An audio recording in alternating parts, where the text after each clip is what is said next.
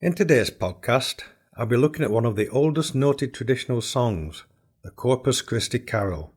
I'll look at its background, its printing history, and sing tunes associated with the song, and end on a full performance of the song.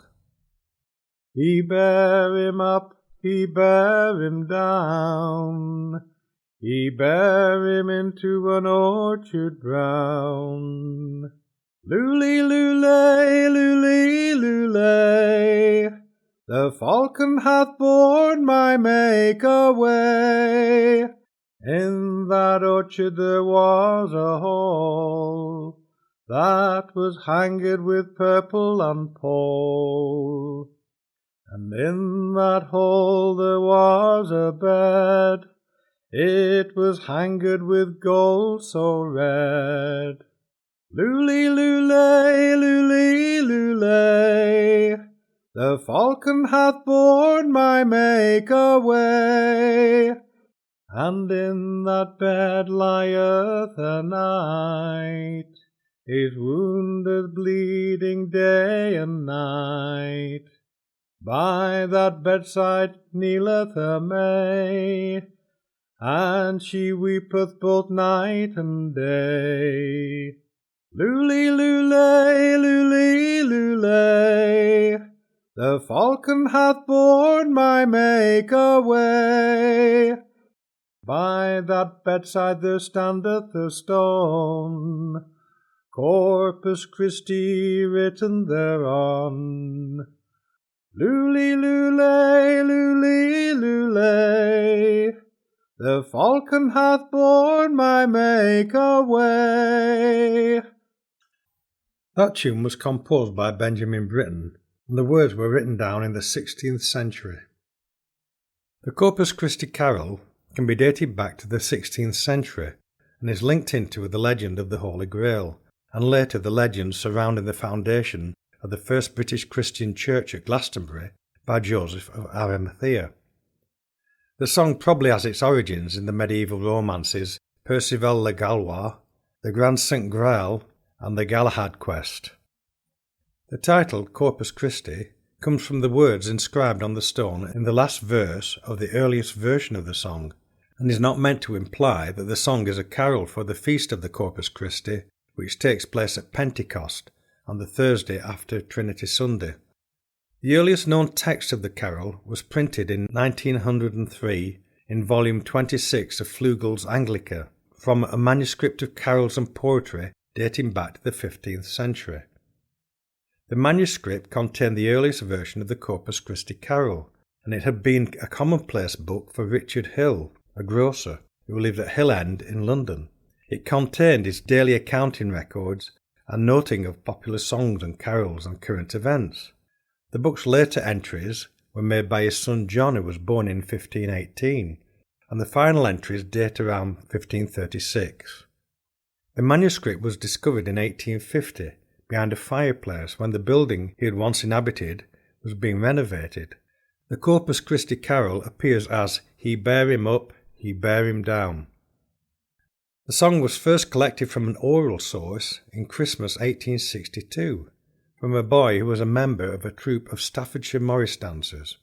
It was printed, without a tune, under the title Over Yonder's a Park, in the popular journal called Notes and Queries, a monthly journal that published wide-ranging topics of interest, from legends and folklore to current events, and anything that might be of interest to its readers.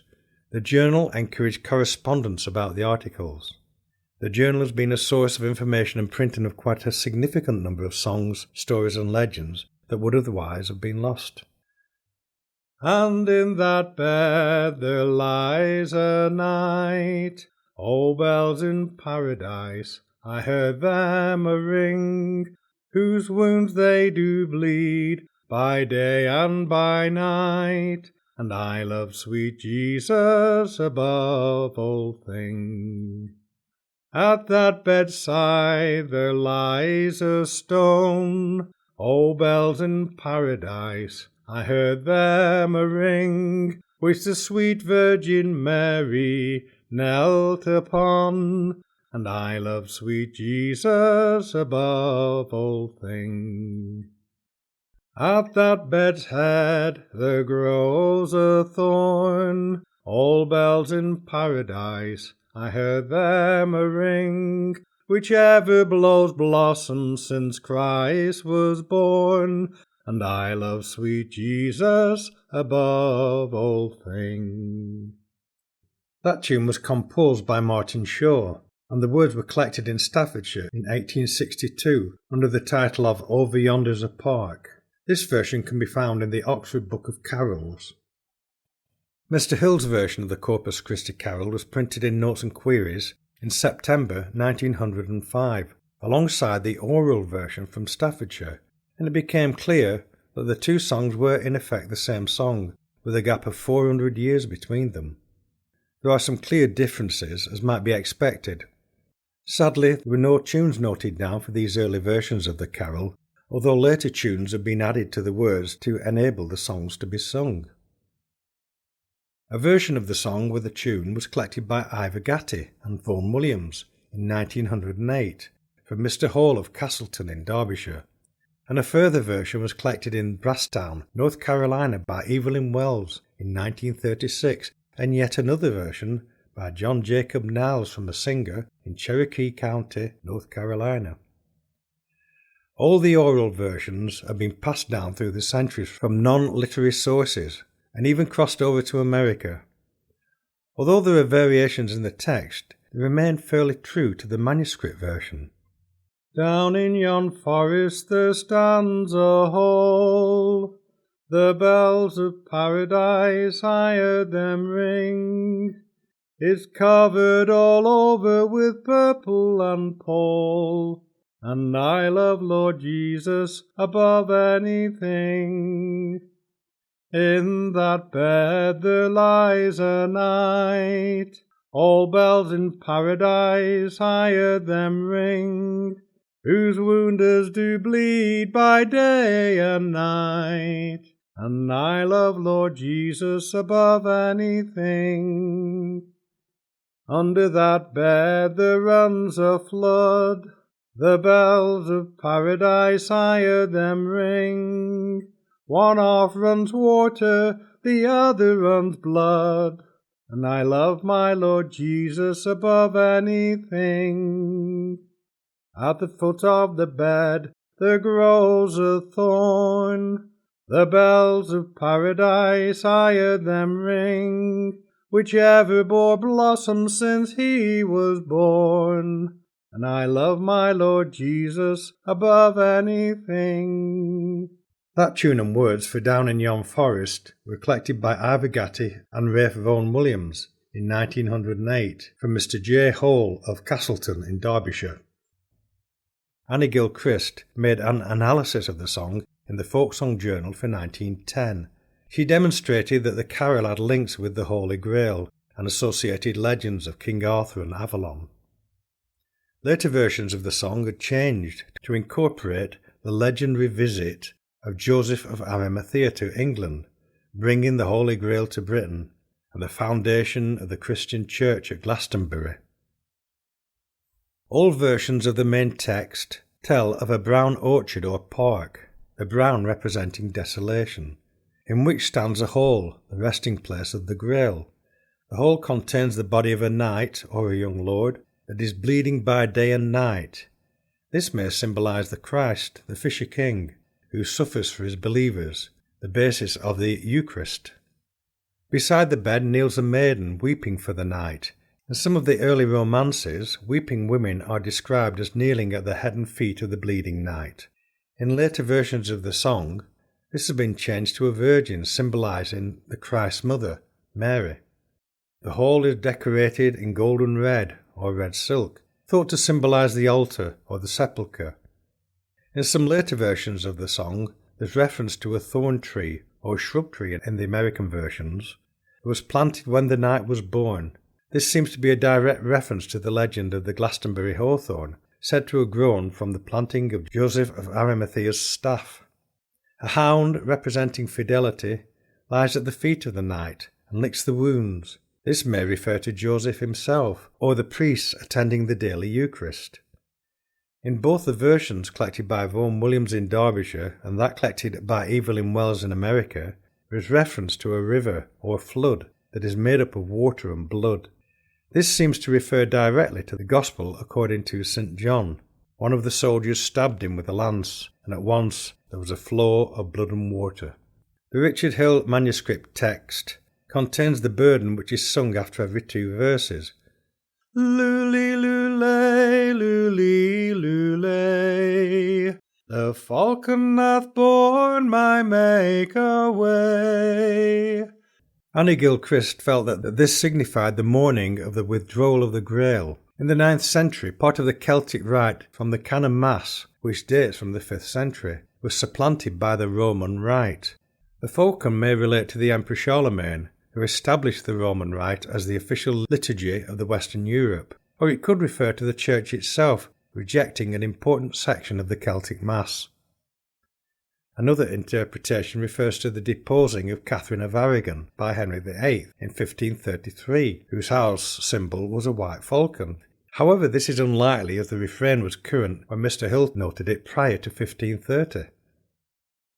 The versions collected from the oral sources have lost the burden, and this has been replaced by refrains that are sung after each of the lines in the 2-line verses. Both the Staffordshire and Derbyshire refrains are very similar. The bells of paradise higher than ring, and I love my Lord Jesus above anything. The bells of paradise may refer to the ringing of the bell before the consecration, which was introduced in 1229. There is also a reference that bells were first used in Britain at the beginning of the service of the Grail, as described in the 13th century romance Percival la Gaulois. Bells have been strongly linked to the rituals of Glastonbury. Both versions collected in North Carolina by Evelyn Wells and by John Jacob Niles are virtually the same tune and words, with minor differences. They both give the following refrains. Sing May, Queen May, sing Mary. Sing all good men for the newborn baby. The refrain has changed in its transportation to America, but the verses, although localised, remain fairly similar to that collected in Derbyshire. On that pallet is a stone, sing May, Queen May, sing Mary, on which the Virgin did atone. Sing all good men for the newborn baby. Under that hole is a gushing flood. Sing May, Queen May, sing Mary. From Christ's own side it's water and blood. Sing all good men for the newborn baby. Beside that bed a shrub tree grows. Sing May, Queen May, sing Mary. Since he was born it blooms and blows. Sing all good men for the newborn baby. The problem with symbolic songs, especially of such an age, it's easy to read meanings and links into the words. There's always a danger of seeing symbols that are not actually there, making a song fit a theory. I feel that Miss Gilchrist was certainly correct that the song had its origins in the medieval romances of the Grail and was later linked into the legends of the Church of Glastonbury. But just how far we take the symbolism rests with the singer and the scholar. The song variations are good to sing, and some understanding of its probable origins can help to give a feeling of oral continuity, linking the singer back to a very different world of her own. Mr. Hill's version of the song has inspired a number of composers to set a tune. These include Benjamin Britten, Peter Warlock and Martin Shaw. The singer Jeff Buckley recorded a very popular version of the song using the Britten arrangement of the tune to Mr. Hill's text. I will end this podcast with a version of Mr. Hill's text of the Corpus Christi, the tune composed by Gadfern Edwards, sung by Ed McGurk and myself. Lully, lulay, lully, lulay, the falcon hath borne my Maker away. He bare him up, he bare him down, he bare him into a an orchard brown. Lule, lule, lule, lule, the falcon hath borne my Make away. In that orchard there was a hall that was hanged with purple and pall. Lule, lule, lule, lule, the falcon hath borne my Make away. And in that hall there was a bed, it was hanged with gold so red. Lule, lule, lule, lule, the falcon hath borne my Make away. And in that bed lieth a knight, his wound is bleeding day and night. Lule, lule, lule, lule, the falcon hath borne my Make away. By that bedside kneeleth a May, and she weepeth both night and day. Lule, lule, lule, lule, the falcon hath borne my Make away. And by that bedside standeth a stone, Corpus Christi written thereon. Lule, lule, lule, lule, the falcon hath borne my Make away. He bare him up, he bare him down, he bare him into an orchard brown. Lule, lule, lule, lule, the falcon hath borne my Make away.